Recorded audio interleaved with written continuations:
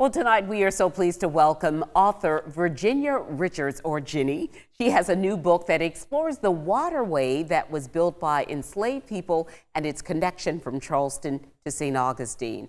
She brings research on how a mercantile system shaped a network that both bound people and accidentally guided others toward freedom in the 1600s and 1700s. It's really an amazing story.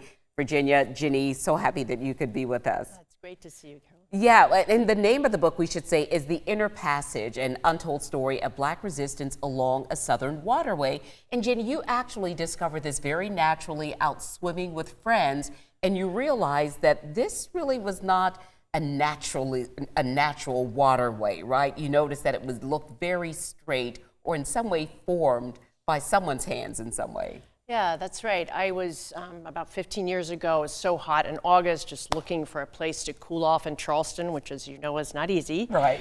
And we were swimming in this very straight tidal canal, and all the waterways here in Charleston are curvaceous and naturally formed. And so I asked a friend, what is the name of this place we're swimming? And she told me it was called New Cut. And that's an odd name. It's so I went to the library and just started looking at old maps, and that was the start of my journey, my research journey.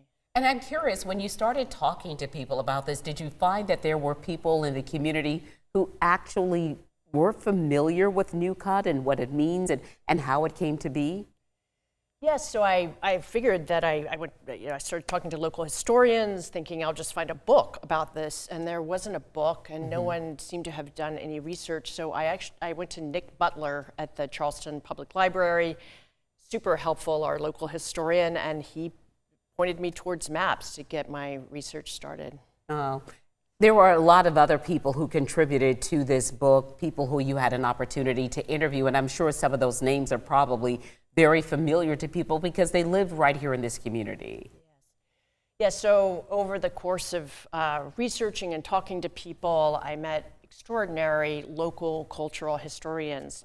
Herb Frazier, an author, currently working for the city paper, Vinnie Dees Moore, a poet and photographer who herself has photographed watermen in Georgetown and published a book. Really incredible resources right here. I love that we have this picture, and that's a big part of the book as well. The photographs and the interesting way that those came about. Can you tell us more about that?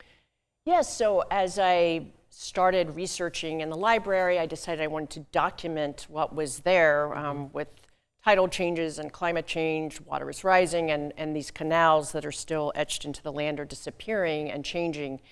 And at first my method was very documentarian, and then I decided that I wanted to change methods to convey more of the ethos of what happened, both the beauty and the violence in this place. And so I changed methods to a method called wet plate collodion, and it renders a much more poetic, kind of evocative image. Wow, this is amazing. And if people want to find out more about this book and the work that you've done, all of the research and of course the photography, you actually will be speaking with folks. This will happen April 28th at Charleston Library Society. Tell us more about that. Who should and can be there?